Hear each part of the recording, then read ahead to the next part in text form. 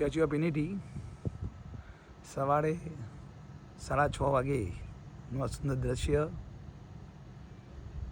આ સરદાર પટેલ સ્ટેચ્યુ, નીચે આ ગેલેરી પોઈન્ટ કે જે આ ગાર્ડન છે, આ ગાર્ડનની આ જે લાઇટો દેખાય ત્યાંથી એન્ટ્રીનું પોઈન્ટ છે, ત્યાંથી એન્ટ્રી પોઈન્ટ.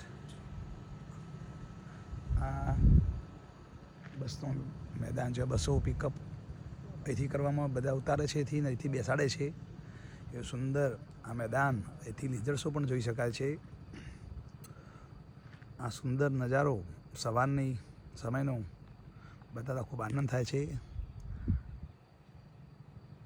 આ એલઈડી સ્ક્રીન, આ સુંદર પર્વતો દેખાઈ રહ્યા છે આજુબાજુ. આ પવિત્ર નર્મદા નદી કે જેને કિનારે આપણે આજ ઊભા છીએ. આ સુંદર જગ્યામાં ફૂલ અહીંયા અંદર સિક્યુરિટીનો ફૂલ બંદોબસ્ત કરવામાં આવે છે. આ વિશ્વની પ્રસિદ્ધ જગ્યા, જો અહીંયા જો નીચે મિલિટરીના માણસો પેટ્રોલિંગ કરી રહ્યા છે. આ સુંદર નદી કિનારે આપણે ઊભા છીએ. આ પર્વતો,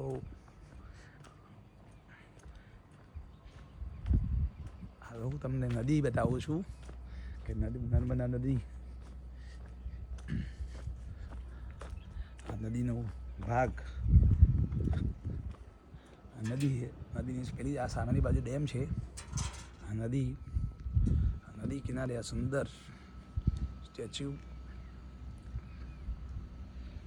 આ સરસ વ્યૂ પોઈન્ટ. સવારના સમયે આપણે આ સ્ટેચ્યુ જોઈ રહ્યા છીએ. આજુબાજુ પર્વતમાળા છે બંને બાજુ.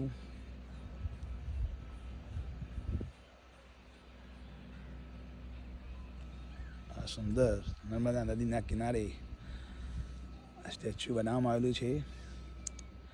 આ પર્વતમાળાઓ સવારના સમયે બહુ સુંદર સૂરજ ઉગી રહ્યો છે. ધીરે ધીરે સુંદર ઉષા સમયે સૂર્યના કિરણો પૃથ્વી પર પ્રકાશ પડી રહ્યો છે. એવા સમયે આપણે આ સ્ટેચ્યુ ઓફ યુનિટી જોઈ રહ્યા છીએ. સર્વને નમ્ર વિનંતી કે આ વિડીયો જરૂર જુએ અને આપ પોતે પણ આ સુંદર જગ્યા પર જરૂર નિહાળવા આવજો જ. આ વિશ્વ પ્રસિદ્ધ સ્થળ કે જ્યાં સરદાર પટેલના જીવન વૃત્તાંત, એમના કર્મ અને એક ભારતની એક શ્રેષ્ઠ પ્રતિકૃતિ કે જે 7 અજાયબીમાં સ્થાન પામી, એવી આ અજાયબી 3000 કરોડના ખર્ચે આખો પ્રોજેક્ટ પૂરો કરેલો છે. આજે રોજ હજારો સંખ્યામાં પ્રવાસીઓ અહીંયા પ્રવેશે આવે છે. એક સુંદર આનંદ મેળવે છે. લેઝર શો, ગાર્ડન વન, અલગ અલગ સુંદર બગીચાઓ, નર્મદા નદીની આરતી, એકતાનગરની અંદર ઘણી બધી અલગ અલગ કૃતિઓ દ્વારા બહુ સુંદર રીતે ભારત દર્શન કરાવવાનો પ્રયત્ન કરવામાં આવે છે. તો આ સુંદર નજારો, નદી કિનારનો આ શિયાળાના સમયે સરસ પવનો વહી રહ્યા છે અને એક સુંદર દ્રશ્ય હું આપને બતાવી રહ્યો તેનો મને આનંદ છે. તો આપ સર્વને નમ્ર વિનંતી કે આપ જરૂર આ વિડીયો જોજો. વિડીયો જોયા પછી જરૂર તમે આ સ્થળની મુલાકાત લેજો, એવું ચોક્કસ તમને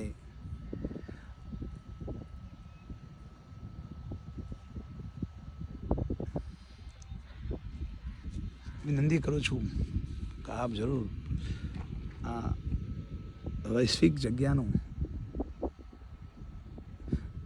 આપણે સ્ટેચ્યુ ઓફ લિબર્ટીથી દુનિયાની સૌથી ઊંચી આ પ્રતિમા 182 ફૂટ. આજે વિશ્વના ઘણા બધા પ્રવાસીઓ આ સ્ટેચ્યુ ઓફ યુનિટી જોવા આવે છે.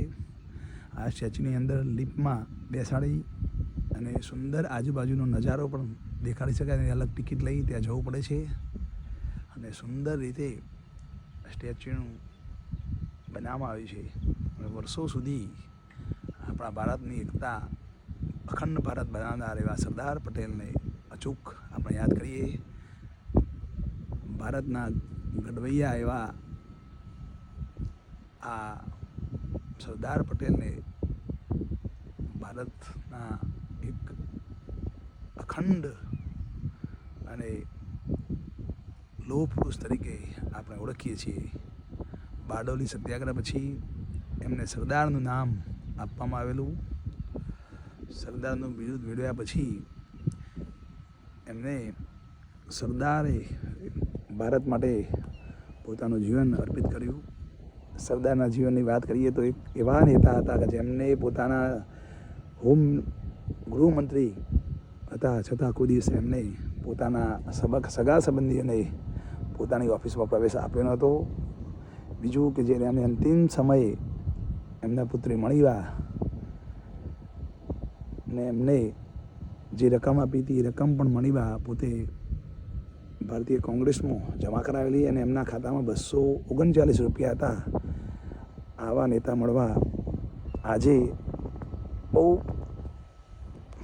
અઘરી વાત છે. એમને પોતાના જીવનમાં ભારતના વિકાસ માટે, ભારતની પ્રજા માટે, આઝાદી માટે સખત પરિશ્રમ કરેલો. જ્યારે 562 રજવાડા ભેગા કરવાના હતા એ સમયે એમને હૈદરાબાદ, જુનાગઢ અને કાશ્મીર એમાં એમને હૈદરાબાદ અને જુનાગઢ તો ભારતમાં મેળવી દીધું, પણ કાશ્મીર મુદ્દો જવાહર નહેરુના હસ્તે હતો એટલે વચ્ચે દખલ નહોતા કરતા. છતાં એમને અખંડ ભારતની સ્થાપના કરી. આજે આપણે અખંડ ભારત, શ્રેષ્ઠ ભારત, વિકસિત ભારતમાં જીવન જીવી રહ્યા છીએ. આપણું ભારત શ્રેષ્ઠ બને, ભારતનું નામ વિશ્વમાં જાણીતું થાય, વિશ્વની પ્રજા આપણના જીવન વિશે જાણે. આ સુંદર એવી આ જગ્યા ડેવલપ કરવા માટે આપણે ખાસ તો આપણા યશસ્વી પ્રધાનમંત્રી શ્રી કે જેમને પોતાના મુખ્યમંત્રી કાળ દરમિયાન આ સપનું જોયેલું અને સપનું એમને મુખ્યમંત્રી કાળમાં સાકાર કરેલું. આજે આ પ્રધાનમંત્રી શ્રી નરેન્દ્રભાઈ મોદી દર વર્ષે 31 ઓક્ટોબરના દિવસે આ એકતાનો અચૂક આવે છે અને સરદાર પટેલને શ્રદ્ધાંજલિ અર્પિત કરે છે. સરદાર પટેલના આ શ્રેષ્ઠ જગ્યા બધા બદલ ભારતવાસીઓ એ જરૂર વડાપ્રધાન શ્રી નરેન્દ્રભાઈ મોદીનું આભાર માનવો જોઈએ. ભારત માતા કી જય. જય જય ગરવી ગુજરાત. શ્રેષ્ઠ ભારત, શ્રેષ્ઠ ગુજરાત. વાસુદેવ કુટુંબકમ, વિશ્વ આપણું કુટુંબ છે. ભાવના સાથે આપણે અસ્તુ. ભારત માતા કી જય.